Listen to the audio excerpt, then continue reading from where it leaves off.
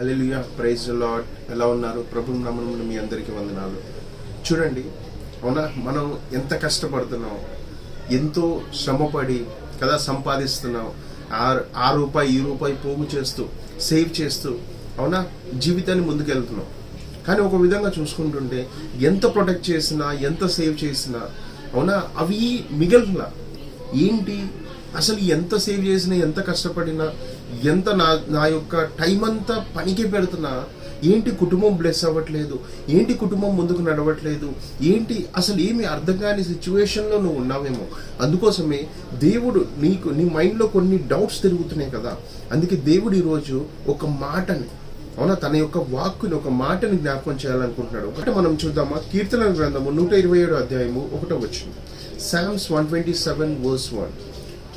Unless the Lord builds a house, the work of the builders is wasted. Unless the Lord protects a city, girding it with sentries will do no good. యెహోవా ఇల్లు కట్టించని ఎడల దాని కట్టువారి ప్రయాసము వ్యర్థమే. యెహోవా పట్టణమును కాపాడని ఎడల దాని కావలి వారు మేలు యుండుట వ్యర్థమే. హల్లెలూయా. చూడండి, ఇక్కడ స్పష్టంగా చెప్తున్నాడు, యెహోవా ఒకవేళ ఇల్లు కట్టకపోతే అది ఎంత కట్టినా, అవునా, ఆ ప్రయాసానికి ఎంత పడినా అది వేస్ట్ అంట. అవునా, అలానే చూడండి, యెహోవా గనక కాపలా లేకపోతే ఎంతమంది కాపలాదారులను పెట్టినా అక్కడ ప్రొటెక్షన్ ఉండదు. అవునా, స్పష్టంగా దేవుని వాక్యం చదివిస్తుంది. ఏంటిదో తెలుసా?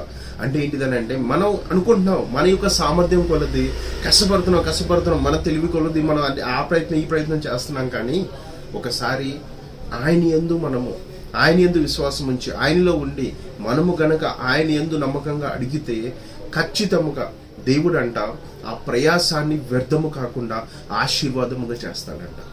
అందుకోసమే నువ్వు అనుకుంటున్నావా, నీ డౌట్స్ ఏవైతే ఉన్నాయో ఈరోజు దేవుడు చెప్తున్నాడు, నువ్వు ఏ పని చేసినా నా యందుండు, నాలో ఉండు, నేను నీ ఇల్లు కడతా, నేను నీ కాపలా ఉంటా, నేను నీ కుటుంబానికి రక్షణగా ఉంటా, నేను నీకు అండగా ఉంటా. నువ్వు చేసే ప్రతి పనిలో, నువ్వు ఇంటర్వ్యూకి వెళ్తున్నా, నువ్వు జాబ్ చేయాలనుకుంటున్నా, ఏ పని చేయాలన్నా, ఏది చేస్తున్నా, ప్రతి విషయంలో, ఆరోగ్యం విషయంలో, అన్నిటిలో నేను నీకు తోడుంటాను. నువ్వు నా యందు ఉండు, నీ కుటుంబాన్ని నా యందు నడిపించు, నేను నీ పట్ల మేలుకరమైన కార్యాలు చేసి ప్రొటెక్షన్ ఇచ్చి ఆశీర్వాదంగా ఉంచబోతున్నాడంట.